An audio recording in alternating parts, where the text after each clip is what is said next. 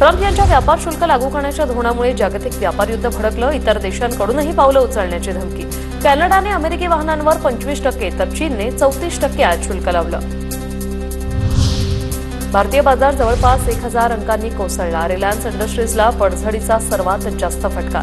Reliance share जवळपास 4% कोसळले। जगात आर्थिक उलथापालथीची चिन्ह।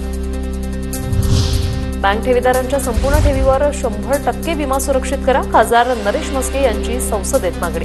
दिवाळखोरीत गेलेल्या बँकांच्या ठेवीदारांना 100% परतावा करा अशी मागणी। चंद्रपुरातील अनिर्बंध मद्यपरवाने वाटपाची एसआयटी चौकशी होणार। 7 ते 8 एप्रिल रोजी एसीबीचे अप्पर पोलीस आयुक्त तक्रारी ऐकून घेणार। निर्णयामुळे मद्यपरवाना धारक आणि उत्पादन शुल्क विभागात खळबळ। राज्यात अवकाळी पावसाची हजेरी। अवकाळीचा बुलढाण्यातील 166 गावांना फटका। हिंगोलीत पपईच्या पिकाचं नुकसान तर भंडाऱ्यात वीज पडून दोघांचा मृत्यू। अभिनेता मनोज कुमार यांचं वयाच्या 87व्या वर्षी निधन। कोकिलाबेन रुग्णालयात मनोज कुमार यांनी घेतला अखेरचा श्वास।